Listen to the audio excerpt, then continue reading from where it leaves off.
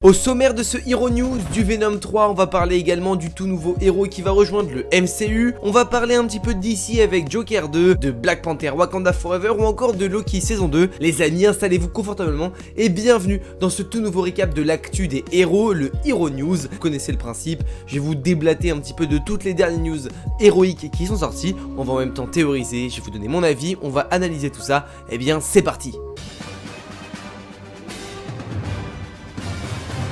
Bien évidemment, toi aussi en commentaire, tu vas avoir le droit de me donner ton avis suivant les news, ce que tu en penses, etc. Bien évidemment, si jamais la vidéo vous chauffe, on peut mettre le petit pouce bleu et par option, on peut également s'abonner à la chaîne YouTube pour ne rien louper du contenu qui va arriver très prochainement. Et la petite cloche, ça c'est pour le bonus, mais ça régale. On va démarrer directement cette vidéo Hero News avec la news concernant Venom 3. Tom Hardy a dévoilé sur Instagram que le scénario du film est littéralement fini, mettant son post là justement en story Instagram avec un petit sticker disant Last Dance en référence justement au Last Dance de Michael Jordan, le documentaire sur Michael Jordan. Alors qu'est-ce que veut dire ce sticker? Qu'est-ce que veut dire cette story là? Est-ce que ça signifie que c'est la fin des films de Venom? Est-ce que ça signifie la fin de Venom au sein du SSU? Selon moi, cette Last Dance pour moi c'est le dernier film solo de ce Venom là. On l'a vu, mais un nouveau symbiote va arriver dans le MCU et je pense que l'arc Venom dans le SSU ils vont le terminer parce que ça va peut-être éviter de faire doublon avec le potentiel Venom qui arrivera dans le MCU ou en tout cas avec le Spider-Man de Tom Holland. Et puis de toute façon le Venom que l'on a actuellement,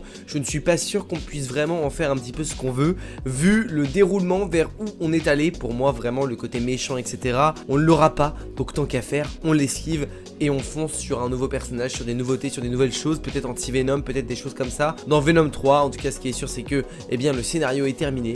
Maintenant le film devrait arriver en espérant qu'il soit meilleur que le premier et le deuxième. Je pense que de toute façon c'est pas très compliqué, enfin en tout cas c'est ce qu'on disait pour Venom 2 et au final le film est nul à chier. J'ai encore un peu d'espoir, je ne vous cache pas que j'ai toujours de l'espoir pour ce genre de film.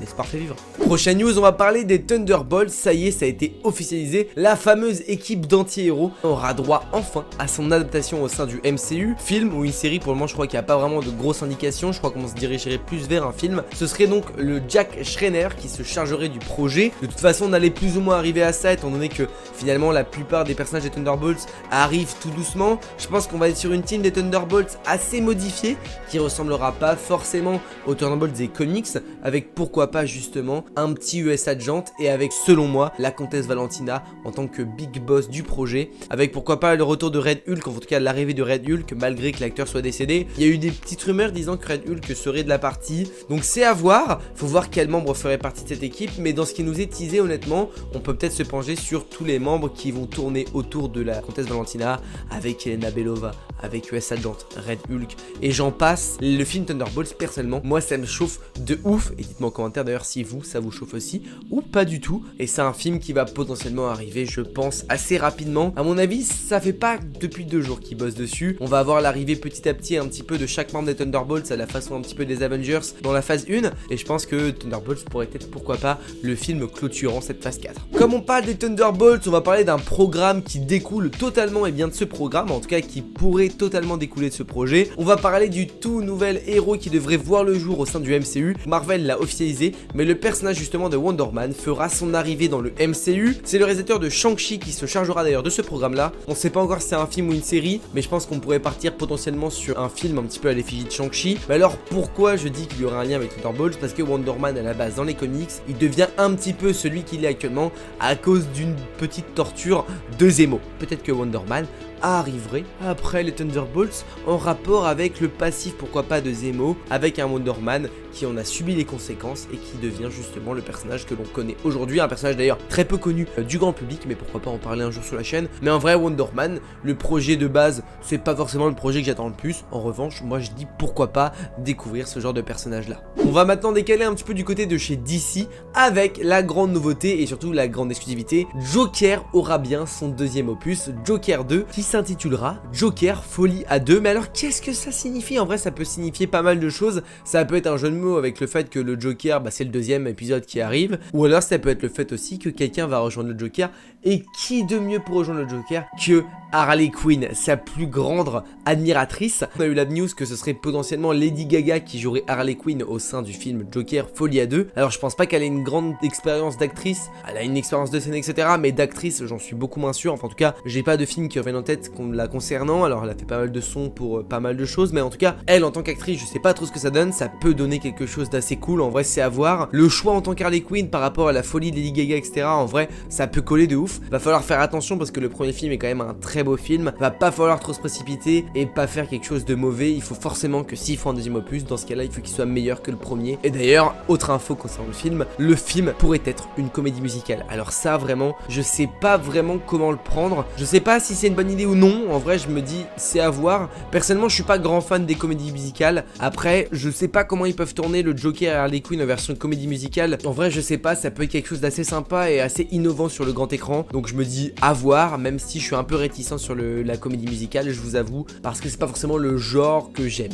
On va directement partir pour le film qui arrive juste après Thor Love and Thunder. On va parler de Black Panther Wakanda Forever. On a eu quelques petites choses concernant le film qui pourraient aider notamment sa sortie. Et bien on a eu un présentoir promotionnel du film qui a été repéré dans un cinéma en Californie. Ça signe justement que la campagne promotionnelle devrait pas tarder à arriver, même si elle devrait pas arriver dès maintenant. Elle arriverait, je pense et selon moi, vers août-septembre. Ça me paraît plutôt correct pour un programme qui démarre et bien justement en novembre. Le fait de commencer cette promotion dès maintenant, ça montre que le film ne sera pas décalé, en tout cas ils sont assez sûrs d'eux, et le film verra bien le jour au mois de novembre 2022, là où au début on a eu pas mal de rumeurs sur le décalage du film par rapport au retard sur le tournage, au Covid etc, mais là en tout cas ça m'a l'air en bonne voie pour arriver en novembre. Donc Black Panther Wakanda Forever sera à mon avis le dernier film que nous verrons de chez Marvel Studios pour 2022, avant de commencer l'année 2023 assez forte et riche en programme. Je pense que Black Panther Wakanda Forever ça va être plutôt sympathique avec l'incorporation notamment de Namor, et ça me fait plaisir. Mais c'est pas seulement Namor qui va être incorporé dans ce film là, c'est Ironheart, et ça tombe bien, la prochaine news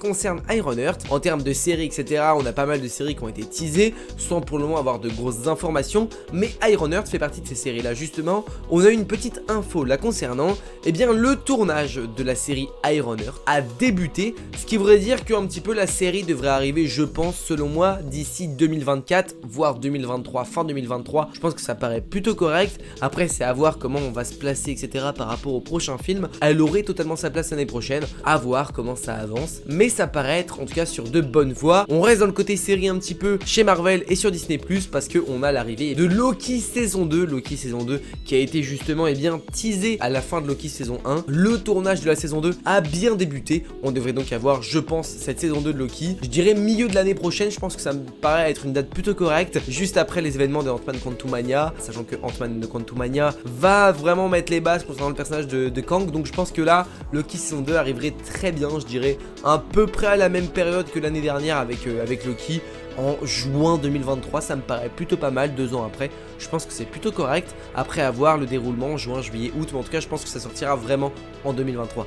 Cette fois-ci une news un peu rigolote, parce qu'en fait c'est une déclaration de la part de Chris Evans. En effet, Chris Evans serait prêt à revenir en tant que Torche humaine. Il dit même que ce serait plus probable qu'il revienne en tant que Torche humaine que Captain America par rapport à l'histoire etc. Il dit que ce serait absolument génial que lui revienne en Torche humaine, et en vrai je pense que ça pourrait être méga cool qu'il revienne, parce que c'est un rôle qui lui allait plutôt bien. On voit que lui est assez content de son rôle, et honnêtement ça ferait plaisir de le revoir, sachant que en plus dans Doctor Strange Multiverse of Madness pas mal de rumeurs disaient qu'il aurait pu revenir. Donc pourquoi pas, vu qu'on est dans l'exploration du multiverse, avoir à un moment donné un petit easter egg avec le retour de la Torche humaine de Chris Evans, ou même carrément pourquoi pas avoir Chris Evans qui revienne dans le rôle de la Torche humaine et de Johnny Storm dans la prochaine équipe des 4 Fantastiques. En vrai, pourquoi pas. Et ensuite, dernière news, on va parler de Spider-Man The Across the Spider-Verse.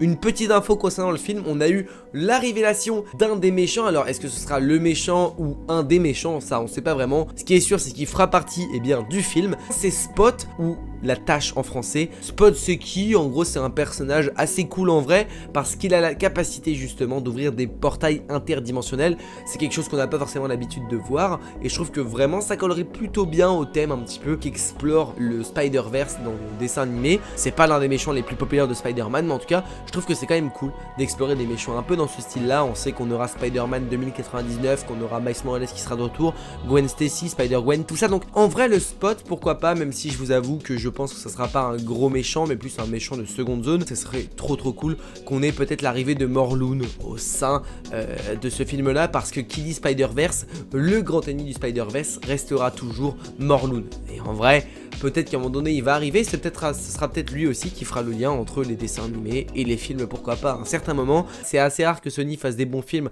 en termes de Marvel, et là sur le dessin animé ils sont quand même plutôt chauds, c'est plutôt très bon, donc ça fait plaisir. Maintenant c'est à voir ce qui va se passer ou non. En tout cas, moi je valide son arrivée. Bah écoutez mesdames, messieurs, je pense qu'on a réussi à récolter les plus grosses news sorties récemment, je dirais cette semaine et les derniers jours. Bien évidemment, si la vidéo vous a plu, on met le petit pouce bleu qui fait plaisir. On peut également s'abonner à la chaîne YouTube, activer la cloche pour ne rien louper du contenu parce que ça fait extrêmement plaisir.